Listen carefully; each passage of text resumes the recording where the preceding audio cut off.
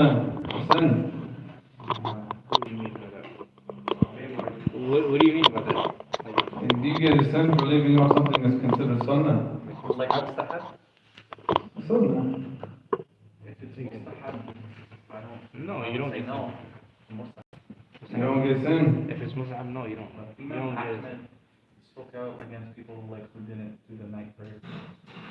Oh, he's talking about people that didn't pray with you. Yeah. So if you leave off sunnah, it's no sin. The mustahab, no. It would be like a blameworthy. Alright, according when they give the ta'rif of something that's mustahab and usul al-fiqh, they say what? Something that's connected, like it's not connected to, like if you do it, you get a reward. If you don't do it, you don't get a punishment. There's no punishment for it. But however, if you were to leave off the sunnah in its entirety, like where you just say, I'm not going to do the sunnah. We're still talking in the language of mustahab. I'm talking in the language of sunnah. Oh, Something's a sunnah. and they're not Muslim. Huh? And they won't be Muslim. If they reject a hadith, if they reject, I mean, we're not talking about rejection. Because if a person, there's a hadith, there's a narration that is known to be authentic, and that person rejects it. It says, no, this is not right, and I reject it, yeah, that's cool. But we're talking about a person who doesn't reject it, but he's just like, I'm not going to do any sunnah. No, then he's not Muslim. Because the Prophet ﷺ said, فَمَنْ تَرَكَهَا فَقَدْ كَفَرَ. Like when whoever leaves it, he is a kufr. He didn't say, فَمَنْ جَحَدَهَا فَقَدْ كَفَرَ. No, you're talking about the salat. I'm talking about sunnah. Like mustahab. All the, yeah, I mean. Oh, I thought you meant, because he's a sunnah entirety. Yeah, anything that's sunnah. So like, for example, praying 2 rakats after Maghrib. He doesn't pray any of the sunnah. Doesn't fast any of the sunnah. Doesn't do anything according to the sunnah. It is not All, it will not consider a sin, but it will be like he will be deprived from the reward, the higher degree of the fire. and what's the hadith? What's the delil for this? Because if there is no to commit anything, there is for that no need to have any food. I believe it's the hadith of Jabir, right? When he went to Yemen. No, when a Bedouin came to the Prophet ﷺ, he said, أرأيت إن صليت المكتوبات وصمت رمضان وحللت الحلال وحرمت الحرام أأدخل الجنة؟ فقال نعم. So he said, do you see if I only pray the 5 salawat and I only fast in Ramadan and what's halal is halal, what's haram is haram, and I don't, and in another narration, ولا أزيد على ذلك شيئا, and I don't do anything extra. أأدخل الجنة؟ فقال نعم. And in another narration, what did the Prophet ﷺ say? من أراد أن ينظر إلى what? لرجل من أهل الجنة فلينظر إلى هذا. If anybody wants to look at somebody from the inhabitants of the Jannah, then let them look at this person. And here he said that I'm not going to do anything extra. I'm only going to do what's obligatory. Because that's in the hadith of Abu Hurairah about the hadith of Walid. What did he say in the beginning? من عاد لي وليا فقد آذنته بالحرب وما تقرب إلي عبدي بشيء أحب إلي مما افترضته عليه. So the most beloved thing that the person, that the servant can come close to Allah subhanahu wa ta'ala with is what? Things that he made mandatory upon him. Mandatory. So he's trying to perfect those things. So if the person is only doing that and trying to perfect it, then there's no sin upon him. He's not trying to leave off the sunnah. Now, there's a difference between a person just rejecting it and leaving it off and say, I don't have to do this, and being obstinate and arrogant about it. And a person who's just not doing it because he's trying to perfect the things that he has to do. And then after that, he said, وَمَا يَزَالُ عَبْدِي يَتَقَرَّبُ إِلَيَّ حَتَّى أَحِبُّهُ أَنَا بِالنَّوَافِلِ حَتَّى أَحِبَّهُ. So he said, and then the servant continues to come closer and closer to me with those what? Those extra things, doing the extra salawat, doing the extra fasting, doing the extra things that you can do until Allah subhanahu wa ta'ala loves you. So that's the wali, that's from the awliya, the people of obedience. And then always doing those extra actions. But yes, the person doesn't do this, it doesn't mean that he's sinful in that regard. But if he rejects it and does it in an obstinate manner, then no doubt. That's a whole other issue. Alright, so as far as being sinful, the answer is no. As far as the person missing a great opportunity to get closer to Allah and have his sins forgiven, the answer is yes. The answer to this question can be found in the following hadith an Abi Hurairah radiallahu anhu. قال كان رسول الله صلى الله عليه وسلم يرغب في قيام رمضان من غير أن يأمرهم به بعزيمة. يرغب. I'm sorry, that's because there's no tashkil here. So it's يرغب في قيام. So anybody, notebooks with you. Alright, so كان يرغب في قيام رمضان من غير أن يأمرهم فيه بعزيمة. So he used to like what? يرغبهم فيه, it means what? Yeah, they encourage and like strengthen that desire in them to want to do it. بغير عزيمة. Alright, he didn't make it, you have to do it. You have to do it, okay? غير أن يأمرهم فيه بعزيمة. Like, so it's not, like, he's not making it like mandatory. فيقول من قام رمضان إيمانا واحتسابا غفر له ما تقدم من ذنبه. And this is the narration from Muslim. Of course, this last part of the hadith is what? The last part of this hadith from Abi Hurairah is muttafaqun alayh. The last part. What do you look surprised for? You weren't in the khutbah today, or were you sleeping? I was in the khutbah. I mentioned all three of these narrations from Abi Hurairah. من صام رمضان إيمانا واحتسابا من قام رمضان إيمانا واحتسابا ومن قام ليلة القدر إيمانا واحتسابا.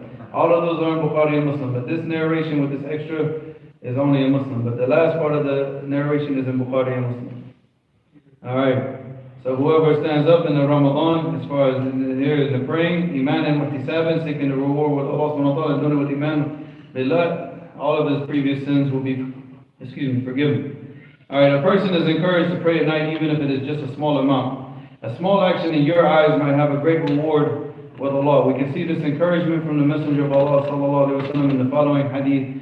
And Abi Dhar radiallahu anhu قال لي رسول الله صلى الله عليه وسلم لا تحقرن من المعروف شيئا ولو أن تلقى أخاك بوجه what? بوجه طلق, or in another narration بوجه طليق. Alright, so he said don't look down on any good deed, even if it means just meeting your brother with what? Cheerful face. Yeah, just smiling for your brother. But you're doing this what? To get close to Allah. Ihtisab. You're doing this seeking a reward with Allah subhanahu wa ta'ala, because if you don't have anything else to give, at least give like a smile and give something, kalimat al-tayyib, So all of this, he said, la tahqiran. So of course that means like what? To show any type of like to belittle something or like disdain for something. So we're encouraged to do righteous actions even if they seem small to us. We do not know the reward that small action might have with Allah. Do not forget the story of the man who gave water to a thirsty dog and entered into Jannah because of that action. Y'all remember the hadith? The woman from Bani Israel? No, it's different narrations. And that's why I said the man, because the stronger narration is the man. Alright, he saw a dog. The man himself, he was really, really thirsty, and then he found an oasis, like a well, and he started drinking from the well. And then he saw a dog, kind of yelhat, and he's panting from not being able to drink, also being thirsty. And then he said, "Oh, قد أصابك الذي كان قد أصابني." So he went and took out like a jur'a min al-ma', like a bucket full of water, and gave it to the dog, and Allah subhanahu wa ta'ala forgave him the sins, and he entered into Jannah. So I mean, here we see like the dog is one of the most filthiest of creatures, even to the point where like, and the difference of the opinion about which is more filthy, the dog or the pig. But the dog, if it licks the bowl, you have to wash it how many times? 7 times in one. Yeah, once with the first time with dirt, you have to, and then, ula huna b'turab. So you wash it 7 times, and the first time you wash it out with dirt, just to make sure that you get all the impurities from the dog. But even with the impure nature of the dog, it's still, giving water to the animal, and subhanAllah, Allah subhanahu wa ta'ala forgave him the sins. So don't ever look down on anything. Any good deed that you can do it, because you don't know, what the reward for that small deed is going to be. It could be something very, very, very, just like that, very small. Picking up something in the masjid. You go by and you see garbage on the ground and you pick the garbage up. It's nothing to us. It's nothing. We just saw garbage, we picked it up. How much energy did that take from us? How much time of the day did it take? Nothing. But that could be the one action if you continuously did it. Not saying like, for example, we don't know the state of this person that gave water to the dog.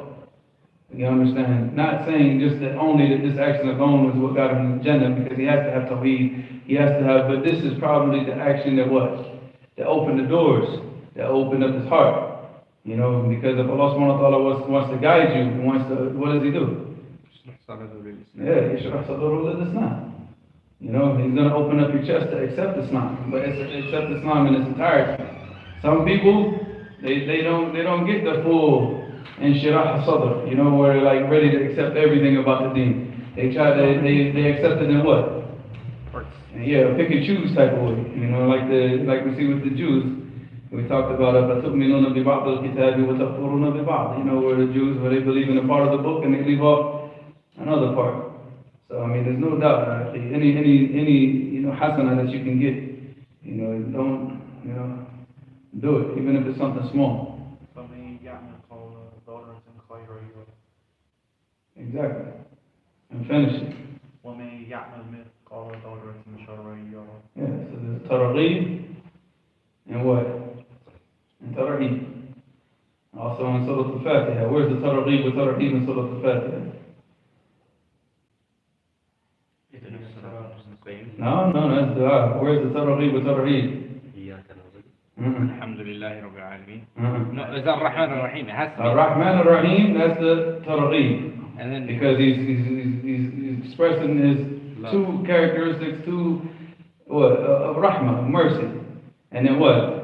Malik Yawmuddin. Malik Yawmuddin. So yes, he's merciful, but he's also what? Malik Yawmuddin. He's also going to be the one holding you to account for all your sins, on that day. So, targhib wa tarhib. Who said that? That was Imam al-Qurtubi. Oh, Imam al-Qurtubi. Yeah, he's tafsir. Not saying he's the only one that said it, but he's the first one that I read it. Yeah. Also Ibn al-Qayyim. Mm. Ibn al-Qayyim, he mentions something similar to that. But he mentioned more than just two. I took it from him. No. I mean, we all benefit from each other, so yeah, I steal from Ibn al-Qayyim, so I've almost done all the time. So we are encouraged to do righteous actions even if they seem small to us. We do not know the reward that small action might have with Allah. Do not forget the story of the man who gave water to a thirsty dog and entered into Jannah because of that action. To conclude this issue, you are not sinful if you do not pray at night during Ramadan. However, you should not waste this opportunity to have your sins forgiven due to laziness. Stand and pray even if it's just a little. You can pray as little as 1 rak'ah and you can pray as many as 13. Do what you can do, but do something. And akhi wallahi, man, seriously, the way that the people pray today, man, it's really a joke. I mean, seriously, you should have no problem praying these 11 rak'ahs. You see, it's like over in 30, 40 minutes. That's not the way that they used to pray before. So, I mean, I remember when we were when they talked about dhuhr, just salat al-dhuhr, in the time of the Prophet sallallahu alaihi wasallam. How long do you think dhuhr was? First rak'ah was, you could recite Alif Lam Mim Sajda. Yeah, you could recite all of Surah Al-Sajda, 3 pages. You could finish all of Surah Al-Sajda just in the first rak'ah of dhuhr. Alright, if you did that now, today, you're going to get jumped. yeah, I mean, seriously, you're fired. You'll be kicked out of the masjid, thrown out the window. You're never to be the imam in any place except for if you open up your own masjid with only you and other people that know that hadith. Even when I was in the masjid, the same thing. Like we would go into, to the first rak'ah and complete all of Surah Al-Naba and maybe half of Surah Al-Naziyat before he goes into ruku'. Every day for dhuhr. This is every day. And in the second rak'ah, you could recite like all of Abasa, or like 1 page of anything, or 1 page of Baqarah or whatever. You could recite the 1 page. So so this is just a regular prayer. If you pray that with a lot of people in Tarawih now, you got up and recited 3 pages, 3 pages, 3 pages, 3 pages. What are they going to do? Yeah, you're going to start to hear the huffing and puffing, the shaking and baking, and all the stuff from the people, right?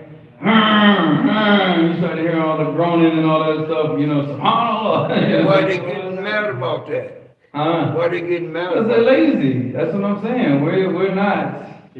We're not the generation of worship of them, For this guy, People want to eat and drink and sleep, that's it. this guy who led the Aisha prayer, he probably read at least 4 pages for 1 rak'ah. We're probably in the first rak'ah for maybe 10, 20 minutes. And then after the salah, they're like, Alhamdulillah, everybody made it to the salah today. Because they were so mad that he took so long. Where's that? I almost did it last night too. Even he kept going, I was like, nah, dude, because I'm going to have to answer for this, man. They're going to tell me, don't let them leave the salah again. Yeah. Sheikh, there is also a hadith that Rasulullah one of the Sahabi Imam advised to be considered of the people. Yeah, but what was he reciting in the salah? You have to understand. Now, it was Mu'adh. And Mu'adh used to pray Salat al-Isha with the Prophet ﷺ, and he would go back to his people and pray Isha, but he would start praying what? He would pray all of Surah al-Baqarah and Isha because he was doing Qiyam al-Layl for him. They were praying Isha, and they got angry. You mean he recited Surah Al-Baqarah? Omar bin Khattab used to recite Surah Yusuf in Fajr. In Fajr, when he was stabbed, the day that he got killed, he was about to start Surah Yusuf. And that's what he regularly read all of Surah Yusuf in Fajr. And Surah Yusuf and Fajr? And Fajr. That's the morning prayer. Yeah. He should read Surah Yusuf? Yes. Wow. So yes. How many rakats? No, in two. How did he do it though? In 2 rakats? Two rakats, yes. How would he did half, then half, recited first half of it, then the other half? Look, the only thing like where the Prophet ﷺ used to read in Fajr was from the first third of the Mus'haf. Alright? Well, let's say the first... Mus'haf, what's that? Mus'haf, the Quran. The Quran. So he used to recite from 50 to 100 ayahs in every day in Fajr. Huh? 50 to 100 ayahs. 50 to 100 ayahs. Every day in Fajr. 50 to Now we're not talking about Juz Tabarak and Juz Amma, where 50 to 100 ayahs might be 2 pages. No, this is up to from the beginning of the Muslim. So 50 to 100 ayahs could be anywhere from 10 pages to It's literally around like a one juz. First juz there are 114 verses. So you're talking about anywhere from 10 pages to a juz. And that's what he used to recite. What is a juice? One part. 21 pages. Okay, then. Or 20 pages. But How many juices is it? 30. It's 30 juices. Yeah, no, juz. Juice. Yeah. I need to see the Arabic letters so I can confirm Jim, Zai, Hamza. Juz I still can't see it. I'm gonna get my piece of paper. Hold on. Alright. So I mean you can just pray even one or if you wake up and you're afraid that the Adhan al-Fajr is about to be called, you just pray one and that's it. Alright, issue number 6, how long should my prayer be at night be? Oh, don't speak of the devil. Alright, how long is time? What were we just talking about? The length of the salat, right? Oh yeah. So how long should my prayer at night be? The night prayer has no specific length. The person prays whatever he is able to pray. If you have the ability to stand for a long time and read through the long surahs, you should do that. If you do not have that ability, you can read whatever you are able and stand for as long as you are able. It is also permissible to pray sitting during the night prayer without an excuse. It is permissible to pray sitting without an excuse. But what happens? You get half the reward for the person than the person who stands. What if you have an excuse for sitting? Do you get the full reward or you only get half? Depend on the No, you have an invalid excuse. invalid. Like before when he was healthy, he was performing like a standing. Yeah, but now he he's... need the same given. Yeah, فالله سبحانه وتعالى يكتب ما كان يعمله صحيحا مقيما. So Allah subhanahu wa ta'ala writes for him whatever he used to do in a state of health and when he's not traveling. Because sometimes he's traveling, so he has to shorten things because of the travel, but he gets the reward for the full salah. He gets the reward whatever he used to do when he wasn't traveling, and the travel is the reason why he can't do those things, and he gets the full reward. Same thing for the person who's sick. But if you're doing this without an excuse, then you get half the reward. What if you sit down during Zuhr or Maghrib with no excuse? No, Salah is invalid. Your salat is invalid. It's invalid and you have to pray it over again. But for sunnah, we can say. Yeah, for anything that's not from the Fara'id, yes, you can pray sitting down, yes. Then there was one narration like when Rasulullah was doing the after prayer, one of the Sahabi joined him, and he said Surah Baqarah, then Surah Nisa, Surah Al Imran in first rakah. Yeah. I think Abdullah bin Masud was there, he did like, I decided by the intention to leave the prayer and go. Yeah, we took the hadith, but we didn't take it, the hadith entirely. But he said, you know, حممت بأمر السوء فقال ماذا حممت به فقال حممت أن أجلس وأدعى وأضع رسول الله, like leave off the prayer, just like sit down and just leave him, you know, because he was praying for so long and he just couldn't take it, he couldn't take it. He didn't mention about what was the second rakah. In the first rakah, there were 3 chapters. Maybe he didn't make it to the second one. Muhammad, Look, if you just like, and I've timed myself this over and over and over again. If you read Surah Al-Baqarah at a decent speed, it takes at least 1 hour to read it. Ali Imran takes about 30 minutes, 32 minutes. Surah Al-Nisa, because it's longer than Ali Imran, it takes about, let's say, 35, 37 minutes. Add that up, add those 3 up, and that's just 1 rak'ah. Yeah, okay, I prayed Surah Al-Baqarah, just Al-Baqarah alone in 1 rak'ah, and Ali Imran in the second rak'ah, and my legs still have not forgiven me till to this day. My legs are like, they still have a grudge against me, it seems. you prayed that before like that? Mm. Wow. I was going to ask you, subhanAllah, Allah may Allah reward you, like he's in Jannah, produce. I know, the people, everybody used to do that when I was there, so it wasn't, Alhamdulillah, it wasn't something that was uncommon, so. what was that word that y'all was gonna write that you were, can you tell me what it was? I told y'all I couldn't see You it. write it for him? You want me to write it for you? Yeah, and I'm gonna write it myself. Jim. Gene, okay. Okay. Gene.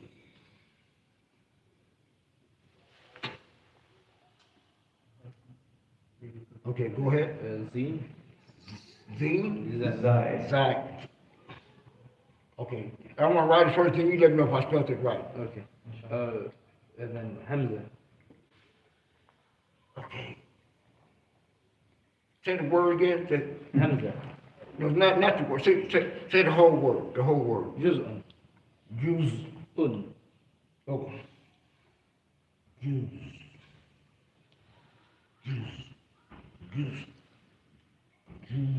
Alright, so, Use. that hadith might be in here, hold on. Yeah, with the. Say it again. جزء. It's here, it's the 3rd hadith. So you'll get it now, inshallah. Alright, so the night prayer has no specific length, the person prays whatever he's able to pray. If you have the ability to stay for a long time and read through the long surahs, you should do that. If you do not have that ability, you can read whatever you are able and stand for as long as you are able. It is also permissible to pray sitting during the night prayer without an excuse. However, if you sit without an excuse, your reward will be reduced. We can see this in the following hadith from Sahih Bukhari and Abdullah ibn Burayda and Imran ibn Hussein. وكان رجل مقصورا وقال أبو معمر مرة عن إمران قال سألت النبي صلى الله عليه وسلم عن صلاة الرجل وهو قاعد. So he asked the Prophet صلى الله عليه وسلم about the prayer of the person who's sitting. فقال من صلى قائما فهو أفضل. So whoever prays standing, then that is better. ومن صلى قاعدا فله نصف أجر القائم. And whoever prays sitting, then he has half of the reward of the person who stands. ومن صلى نائما, it means where he's laying down. If he prays laying down, فله نصف أجر القائد, and then he has the half of the reward of the person who sits. Alright, so he has a half of the one of the person who says, قال أبو عبد الله نائما عندي مضطجعا ها هنا. Who's Abu Abdullah? Abbas. Oh, I'm so disappointed. No.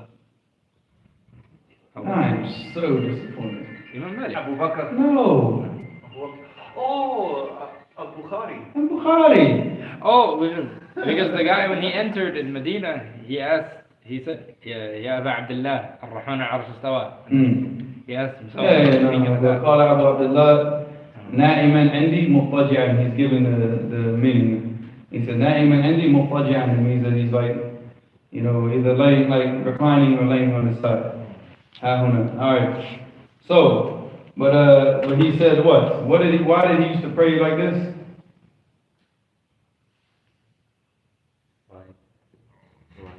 He said, كان مبصورا. What does مبصورا mean? And the bawasir, what is the bawasir? Hemorrhoids. Huh? Hemorrhoids. Yes, it means that he had hemorrhoids, so it was uncomfortable for him to stand up, so he used to sit. Alright. Alright. As far as the Prophet ﷺ is concerned, he used to pray for a long time. We can see this in countless narrations. We can also see that the Prophet ﷺ encouraged increasing the standing portion of the prayer in the following hadith. And Jabir رضي الله عنه قال سئل رسول الله صلى الله عليه وسلم أي صلاة أفضل? What is the best of the salat? فقال طول القنوت. And what does that mean, طول القنوت? Long standing for a long time. Standing for a long time. And this hadith is in Muslim. Alright, we can also see how the Prophet ﷺ himself prayed in the following hadith. And Hudayfa رضي الله عنه قال صليت مع النبي صلى الله عليه وسلم ذات ليلة فافتتها البقرة فقلت يركع عند المية. So he started off with Surah Al-Baqarah. He said he's going to go on the report after 100, right? ثم مضى, and then he passed 100. He said فقلت نصلي بها في ركعة. He'll finish Surah Al-Baqarah in one rak'ah. Easy, right? فمضى, and you know the way he said في ركعة فمضى, and he kept going. After he finished Surah Al-Baqarah, what? He kept going. فقلت يركع بها ثم افتتح النساء فقرأها ثم افتتح آل عمران فقرأها يقرأ مترسلا. Alright, that means what? Very slow. Yeah, and he paused after each ayah. Alhamdulillahi Rabbil Alameen Ar-Rahman Ar-Rahim. It's not like, you know, Alhamdulillahi Rabbil Alameen Ar-Rahman Ar-Rahim Maliki Yawmiddin. No. So, yeah, so he's in cruise control. You know, and the whole salah. So he said, يقرأ مترسلا إذا مر بآية فيها تسبيح صبح. Alright. وإذا بسؤال سأل. So if there was something that he had to ask for Jannah or protection from the fire, he would stop and he would make dua and ask for this. Alright. وإذا مر بتعوذ تعوذ. And if he came across the part which, you know, was a command to seek refuge with Allah, he would seek refuge. All of this while he's doing what? And this is just the first what? The first rak'ah. ثم ركع فجعل يقول سبحان ربي العظيم فكان ركوعه نحو من قيامه. So what does this mean? Alright, we talked about this now. We got an hour. This is fast. I'm talking about this is really fast. We're reading it on our time. An hour what? 35 minutes? And then 2 hours and let's say 7 minutes. 2 hours and 7 minutes, that's not including the dua and all the tasbih and all the stuff that he was doing. So let's add another 30 minutes to that. Let's just say 2.5 hours just to make it easy, right? So does that mean that when he said that his report was nahwan min qiyamih, does that mean that his report was 2.5 hours also? Maybe. No. It means like the ruku was also very like a nice way, slow. Very long, and yes. And he lengthened the ruku. It's not like he stood there and prayed, you know, for 2.5 hours standing up. Went in the ruku, you know, Subhana Rabbil Azim, Subhana Rabbil Azim, Subhana Rabbil Sami Allahu liman hamida. So he was standing up for like 2.5 hours and he's in ruku for like 15 seconds. No. So he was in ruku also he would lengthen the ruku for a long time, and he would lengthen the sujood for a long time. But obviously not 2.5 hours. The 2.5 hours, man, you sit in ruku. Just sit in ruku for like 10 minutes, 15 minutes. And Getting up first. yeah, exactly. This is no joke. So, alright. So he said, يقول سبحان ربي العظيم فكان ركوعه نحو من قيامه ثم قال سمع الله لمن حمده ربنا لك الحمد ثم قام طويلا قريبا مما ركع. So he wouldn't just like stand up, he would stand up and it was pause. He would do all the adhkar and then he would go down to sujood. Alright. ثم سجد فقال سبحان ربي الأعلى فكان سجوده قريبا من قيامه. رواه Muslim. And he did this throughout the whole salah. So that's for they. So he didn't give the information about the second rak'ah. Maybe he blacked out after the first one. Didn't Prophet Muhammad talk to him after that? Ah. Didn't Nabi alayhi salatu talk to him after the salah? That told him, Not in this narration, no. that's not- I mean, he prayed with different companions, so this is with Hulayfa. Yeah, the He prayed with brother- Abdullah ibn Mas'ud, he prayed with Abdullah ibn Abbas. What were you saying, Here Muhammad? the brother, he was trying to practice on this sunnah. He was asking a question like, okay, but to fulfill this sunnah, so I memorized all these surah, and I read in first rakah, and I didn't know what surah was. He recited Surah Salam in the second rakah, that I can follow that one. So that's why I kept like striking my brain. So that's what was in the second rakah. Yeah, that's no joke, man. That's a lot. There is no doubt that we cannot expect the vast majority of Muslims to implement this hadith in their lifetimes. However, we try our best to get as close to the example of the Messenger of Allah sallallahu alaihi wasallam as we can, especially in Ramadan. And you know, akhi, wallahi, that's the beauty of this deen, right? See, the Prophet sallallahu alaihi wasallam, he had actions, like he had different, like there's like a tafawut, you know, fi amali, where it's like he had actions that only the sabiqun al-awwalun, you know, that only those people are going to be able to do. But then he had other actions that what? Even the most common layman, everyday Muslim working in the souk and, you know, doing his thing, he can also do. So the deen, you know, is so beautiful in the way that we have things for everybody. It's not just set where like only these individuals, you know, have the knowledge and they can only do something, but there's something for everybody to do based on their capabilities. So you see like the Prophet sallallahu alaihi wasallam, he will pray like this. Who's going to pray like this? This is like the, you know, the 1% of the 1% type of people that are going to pray like this. You know what I'm saying? So this is not like for your average. Oh, Allahu Akbar. what's that? He put Dr. Pepper in a water bottle, and the carbonation caused it. That's like putting Mentos and stuff, that, I've seen it on YouTube, they put Mentos. Oh, we ain't gonna talk about no prison juice or nothing like that. Ain't nothing like that. Yeah, but it will do the same thing if you don't open the top. You got Yeah, it. I had a friend of mine, he said I had a roommate. So he was praying all these, implementing this hadith first part. And he said, I become so jealous, you know, I'm just offering 2 rakats very short. And this guy is turning for 3.5 hours, 3 hours, 2.5 hours. So one day I told, okay, I wanted to pray with you in Juma when you got it. Okay, fine. He said when I started with him, and he started so slowly, and when he finished the Baqarah, I become very tired, let me go. And then when he went to the Ali Imran, so by the end, he said I could fight with him. Don't do it. No, but see, the thing is like anything, look, you know, it's just like anything that you do that's physical. Because this is more than physical. This has a physical pain, and it's a mental strain. And it's the only thing that's going to keep you going through something like that is your iman. And Allah subhanahu wa ta'ala just giving you the tawfiq to do it. You know, and that's why the Prophet sallallahu alaihi wasallam said, what did he say in the hadith? He said, al-mu'min al-qawi khayrun wa habbu ila Allahi min al-mu'min al-da'if. So here he said that the strong believer is more beloved, you know, more beloved to Allah subhanahu wa ta'ala than what? Than the weak one. But what is the strength here? The strength is because he said, al-mu'min al-qawi. So the ulama said, because the Prophet sallallahu alaihi wasallam said, al-mu'min al-qawi, that this quwwah, it goes back to what? Amen. Al-quwwat al-imaniyah. Because his iman will push him, you know, that quwwah of iman will push him to do the things that the other people, even though they're strong, they might be able to do 30 pull-ups at once. They might be able to bench press 400 pounds. But they're not going to get up and stand up and do that.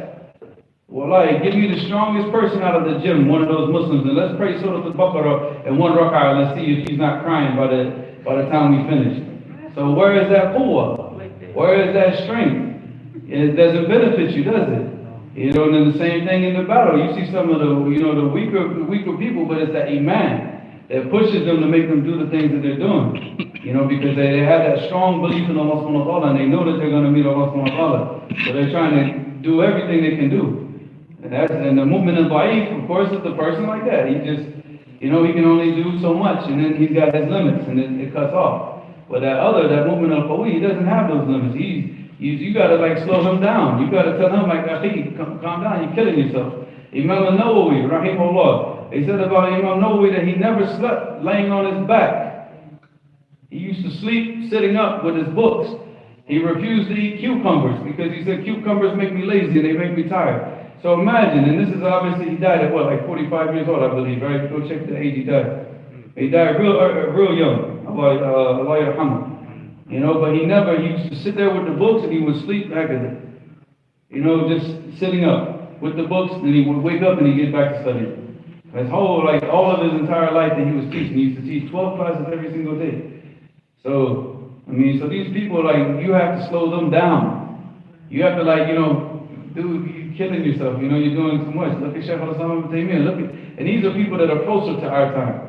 And we go back to the Sahaba and we see what they were doing. And they're, you know, it's that Iman al-Qawi, you know, it's that movement al-Qawi, you know, so that it's the Iman that pushes you and drives you. Because, see, you can be determined and you can have all this motivation, but Akhi, once that pain starts setting in, you know, you're like, oh yeah, I'm going to get up, I'm going to pray Surah Al-Baqarah tonight. Yeah, once you get to that first, you get close to the first juice, you're going to be feeling it.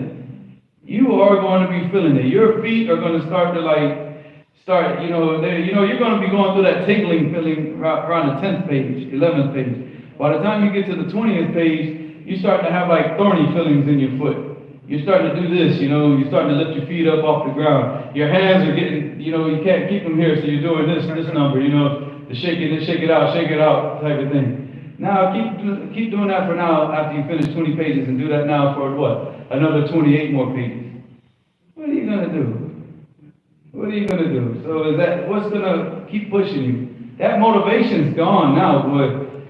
You know, that motivation's gone. What's going to make you finish that? Amen. Yeah, it's got to be. It's the only thing. The only thing that's going to continue to push you to do those things. And that's why al-mu'min al-qawi khayrun wa habbu ila Allah min al-mu'min al-da'if. Wa fi kullin what? Khayr. There's good in all. All the believers is good in them. Even the weak one and the strong one. But the strong one is what? More beloved. You know, is better and more beloved to Allah subhanahu wa ta'ala because of what he's able to do and what he's able to be patient with. You know, so Shaykh, like when Imam Nawawi rahimahullah was not sleeping.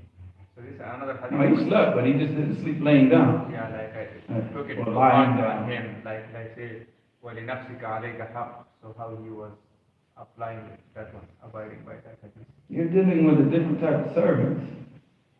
You're dealing with a type of servant, he's looking, the knowledge was so important to him. It wasn't, I don't think that Imam Nawawi just said, you know what, I'm never going to sleep in the bed for the rest of my life. I just think it just worked out for him like that, you know, because he got so into the books, that's just where he fell asleep every night. And that's how he slept. And then the people will come, they want to class, he's going to get up at night and praise, doing all these actions, you know. So Allah Muslim. Said the Shaykh al-Albani, like when he died, obviously, and we go do a ghusl, he said there was like a black mark on his back from the amount like he'd be sitting and doing his works, reading and whatnot. I think by the end of his life, there was like a big old black mark on his back from the amount of sitting he'd do. Yeah, I mean, these are people out here you can't. Seriously, man, if you sit in America, you're not going to see these people. And then when we come from overseas and we try to tell you, this is what it's like, you guys are like, you guys are shit. And I'm like, nah, y'all are just lazy. Y'all are super lazy. Because like I'm saying, if I sit here and just do the normal thing here, people start thinking I came out of the time of the Sahaba, just doing the normal stuff that, you know, is done overseas.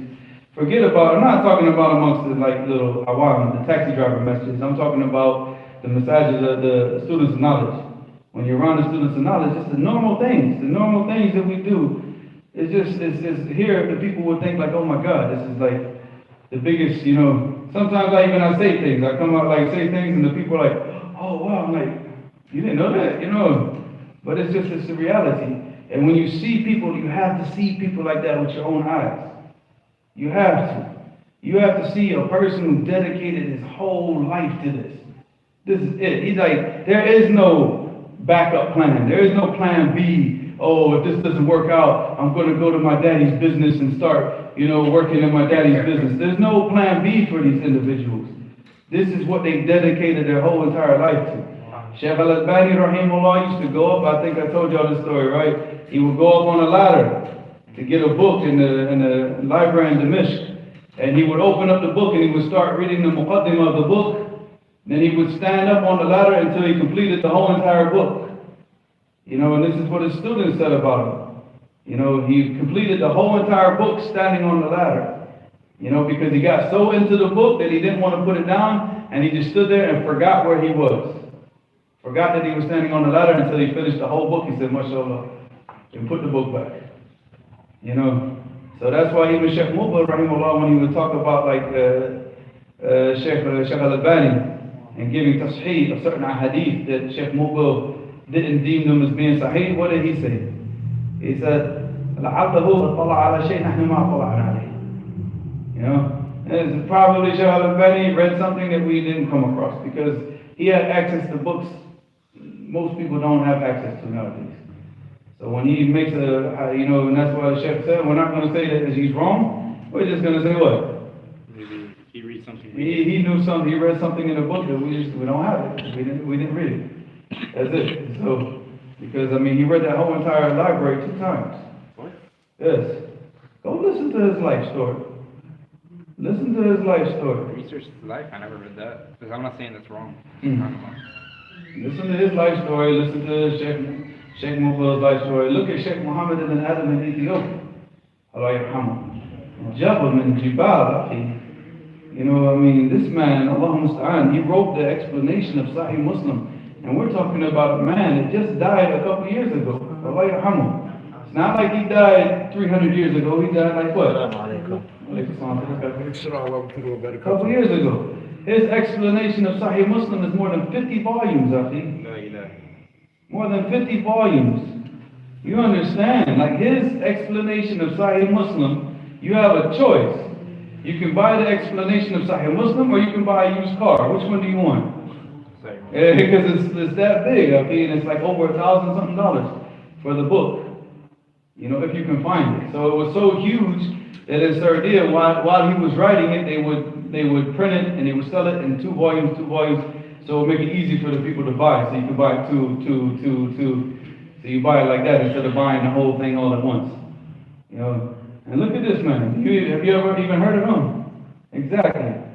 There is another tafsir, like a tafsir Kabir, like that's also in 50 volumes, right? No, but this, I'm talking about this Hadith. The Sheikh Muhammad ibn Adam al-Ethiopian. So I wrote in this regard, like I read a comment, like a critic, they were saying, look, they wrote this volume is information no one is reading because they get tired of it, how I can read these things. Well, people are reading it. But again, the 1% of the 1%. You understand? The elite of the elite. The real Sabiqun. Those people are reading that stuff. That stuff is like, you know, not everything is put here for everybody. You know, Allah subhanahu wa ta'ala puts it in the hands of the people that are going to benefit from it and use it, and this deen is going to continue. So, I mean, trust me, the people are reading that. If I had that sharp right now in my hands, I would be reading it. You know, I had the introduction, I read the introduction of the explanation of Sahih Muslim was 2 volumes. So and there were 2 volumes like that big, and each one's like 700 and something pages. And I read the first 2 volumes and I was like, subhanAllah, like, wow, that is knowledge, Akhi. That is knowledge. He took the Tirmidhi with the Sharh of Ibn Rajab and wrote a poem. He took all of the information from the Sharh of the Tirmidhi and turned it into a 1,000-line poem. You know, he made another book which is, you know, he took all the Rijal of the Sahihain, compiled it into a book. It's called Qurrat al-Ayn, the Rijal al-Sahihain. And he made it just so he could sit back and memorize the whole entire book. You know, these are people that lived in our time. I sat with students, like, when I'm not even going to talk about the Sheikh, just the common students that memorize Sahih Muslim, that memorize Sahih Bukhari, that memorize all of these different books. Just the regular students. We're not talking about the Sheikh. Sheikh, forget that. Don't even, you know, that's a whole other discussion. When I was there, Sheikh Yahya started to memorize the Musnad of Imam Ahmad. Because when we were going through Ibn Kathir, you know, Ibn Kathir was memorized Musnad. So you see, like every single hadith, he gives the taqreej with what? With the Musnad. And he gives the other books of hadith that is in, but then he'll finish it up always. ورواه أحمد ورواه أحمد ورواه أحمد all throughout the whole. Oh yeah, alhamdulillah. Muhammad, I don't Oh, I thought he sneezed or something. Okay, you have a question? What's a moose? You said moose? What moose there? No, it's his book, Musnad ibn Imam Ahmed. Oh. It's a huge book of hadith. What is it called? The Musnad. Al-Musnad. Oh, moose nut. Yeah, because he put it according to the Sahabi. Write that down. So you look up the hadith based on the Sahabi, not the Abwab al-Fiqhiyya. It's called, that's a volume, right? The Musnad of Imam Ahmed is huge. That's a volume of books. It's huge. No, it's a book of hadith. A book of hadith, a From Imam volume of Ahmed. hadiths. Yeah. It's like what, 27,000? How many hadiths is in it? Look it up on Google reverse. How you say it again? I think it's like 27,000 hadiths inside of Muslim. Musnad. Yeah. So that's like Want me to more write than 3 times the size of Bukhari. It's a Dhamma right there. And then, but you also got to take out Bukhari because what? Bukhari has a lot of the repetitions of the hadith that are repeated. So if you take out the repetitions of Bukhari, really you end up with about 2,000 something hadith. 4,000 they said? 27,647 hadiths in the Musnad of Imam Ahmed. And his sheikh, and who was the sheikh of Imam Ahmed? One of his sheikhs, one of his big sheikhs. It's a new right here. Abdul Razak al-Sanani. And what is the book that Abdul Razak al-Sanani has? I'm not sure, I didn't read his book now. It's called al-Musannaf. Look how many hadiths are in the Musannaf. Want me to write? It's like 16,000, it's 14 to 16,000. No, just say the Check word. it. Oh, Musnad. هو هو البخور Huh? بخور Yeah. man. Mus. There's a hadith that we learned No. about the That's the word book of you're the right. takbir to Yeah, the I Quran suppose, yeah. from that book, the Muslim. That's what that, okay, not spelling, mean, Yeah, maybe now you're getting closer, yeah. mean, I can't remember, it's like 14,000, 16,000, something like that. That. the, okay. Because it's very rare, like if Yeah, you see that, the Musannaf of Abdul Razak is not something you're just gonna buy anywhere, you gotta search for that. It's 75,200, No, that's what it says. because the Musnad is way bigger than the Musannaf. He now wrote a book of hadith like Al-Jami or Kamil, a long name, but the short is that one. So he compiled the all authentic hadith from the Bukhari, from all the Sahih Sittah, and put it in one. So it's around like by Sheikh Faizur Rahman. He was the dean of the hadith in Medina. Yeah, but these are, their chains of narration going back to the Prophet. So this is Imam Ahmed with his chain of narration, so that's like 27,000. Time for Salah. Alright, so let's finish this up. Summary of the issues in this chapter. The best time for the night prayer is the last third of the night.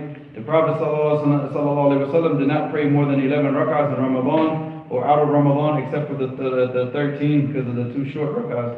If the Imam prays 23 rak'ahs, pray 8 with the congregation and pray the other 3 at home in the last third of the night. You do not have to pray the night prayer in the masjid. Did you find it? Okay, so did you find it? No, sorry, because the thing is, they said there are different, other versions of Musannafs. No, you got the Musannaf of, you got the Ibn Abi Abdul Razak, Abdul Razak. As-Sanani. As-Sanani. Yeah, because there's you got the Musannaf of Ibn Abi Shayba, you got the Musannaf. Yeah. Alright, you do not have to pray the night prayer in the masjid. The night prayer is not obligatory. If you want to pray, pray.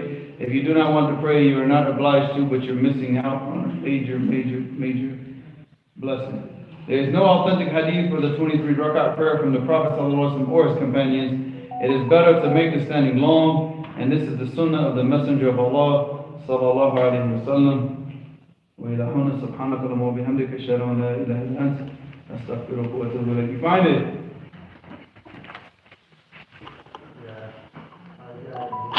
Somebody maybe throw it up in the comments or something.